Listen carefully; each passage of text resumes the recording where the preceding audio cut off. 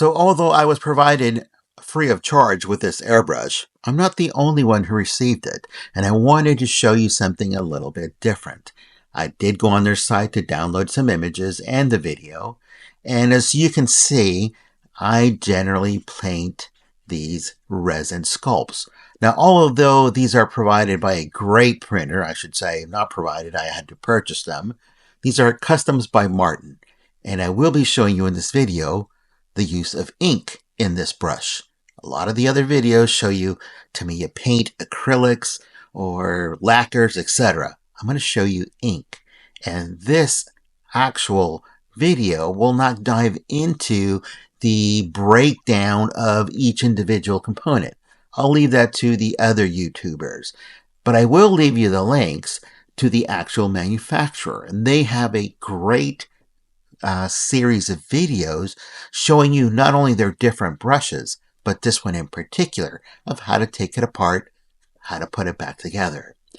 But now, these particular sculpts, each one requires prep work. You can't just start painting right on top of it because there are very, very small defects that come up when you are painting. But let me get back to the brush before we get to painting. I did receive the Premium Series Mobius brush, which is the 0.3 millimeter. It's the larger one, and it's more than enough than what I really need. The larger cup itself is great, but I don't really need that.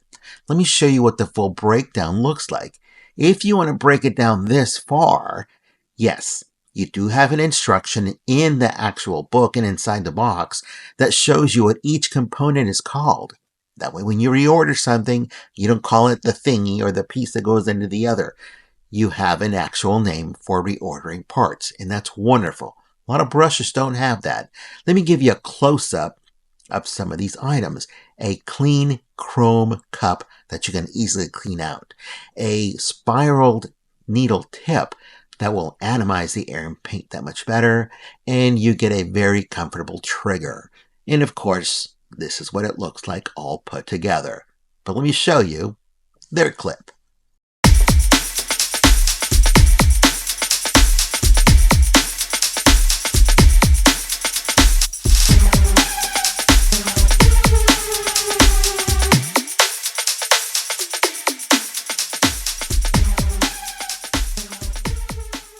Once again, I do want to emphasize that this product was provided to me free of charge, but these are my own words. I was not paid for an advertisement here. Now, right away, you are greeted underneath inside the lid with a breakdown diagram of the product. All of the components are given a name. So if you have to reorder anything, you've got the names right there. Now, I have already opened this box earlier, and you are greeted with a customer service card, which is this one right here. How good is their customer service? I really don't know. I haven't used it yet. It's still a new brush to me. You are then also provided with a set of Teflon rings and seals. You will eventually use these if you frequently use the brush. You are then also provided with a startup guide in different languages. Read the one that applies to you. Now, what's really nice about this brush is that for the price point, and you saw that earlier on the screen, it's under $80. And you are provided with a very well ergonomically designed brush. It has a very clean feel to it, a good counterweight to it. It's very comfortable to work for long periods of time with it. Now, you are provided with a lubricant. And the lubricant goes on the needle itself, and it also goes onto the needle tip. The color cup itself is a real pain to remove from the box, so I've already edited that out. But it is chromed all the way through, and with a slight twist, once you place it on top, it'll lock into place. Now, I won't be needing anything this large. That's a lot of paint. I'm happy with just the small inkwell that's built into the top of this. After removing the cap, you'll see the needle and you can push it into place. Now, the trigger itself, it just depends on if you are happy with the way it feels on your finger. Some really like it, some do not. I don't have a problem with it. Now, this cutout at the back end is great to get to the adjustment chuck on the needle. So you can adjust the actual tension on that trigger. And in the very, very back of the airbrush, there is a other adjustment tool that adjusts how far back you can pull that needle or that trigger. Very, very convenient. Some people don't like the counterbalance handle on the back. They just remove it altogether. And this one also has a quick disconnect at the bottom, which makes it very convenient as well. Now let's get started with some ink in this brush, and let's start with these two sculpts of Wonder Woman.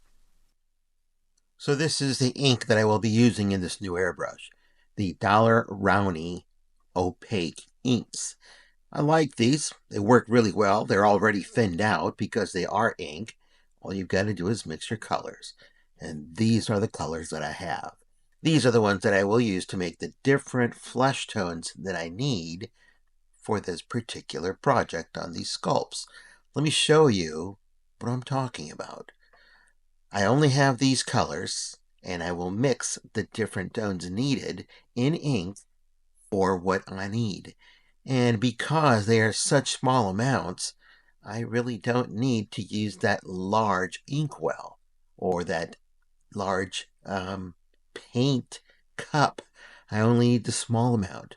This is the sculpts that I have already prepped. I have taken out as much of the blemishes or the defects that I could by filling in the gaps with UV resin or by sanding down certain parts of it. As soon as you prep your work, you do have to, well, you can prime it if you want to. You can just use a matte finish spray as a base, as a primer. But if you want to use black, if you want to use the Pinkel method, that's all up to you. Now, getting back to the skin tones, you can mix as many different tones as you need. And it looks a little bit different on camera. It's actually a little bit lighter in person. And so I lined it up as much as I could for the camera. And eventually, you do get the colors that you are looking for. And because you only need a small amount, because these sculpts are so tiny, well, you just work and mix what you need at the time you're using. So you don't have to buy 100 different bottles at $13 a piece. You just buy 6 and mix the colors you need. So I'll show you here the tones that I mixed in, and then I'll show you how I loaded it into the brush, to that small inkwell, to be able to paint what I needed on this particular project. I mixed colors for the shadows, for the highlights, and for the main tones. And no, I did not use any realism here, so there's no speckling, there's no blue or yellow wash, because that's not the intent of this project. I want it to look comic book. Realism is a whole different concept and a whole different technique. And if you do that to the face, you got to do that to the arms and the legs. That way everything matches.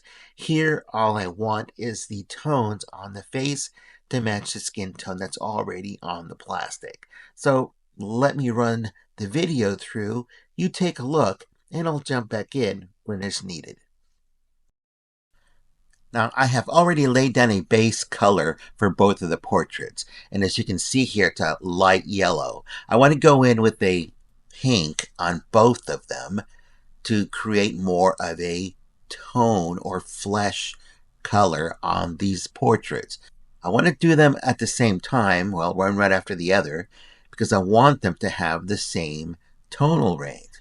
Now, if you want to create the highlights, what you then have to do is lighten that skin tone, adding a bit more white to what you already have, and spraying from the top down. In this case, I inverted it under like this, well, upside down, and I sprayed up down onto the face to only create the highlights. To create the shadows, then you turn the figure or the sculpt the opposite direction and shoot from the bottom up underneath the chin, creating those shadows. Yes, you do have to change your skin tone to a darker one to create those shadows. You can then come from the sides directly and very lightly create the blush that would be on the cheeks. If there's any color for the eyes, for the eyeshadow, this would be the time to do it. And then of course you can come in and finish off the portrait.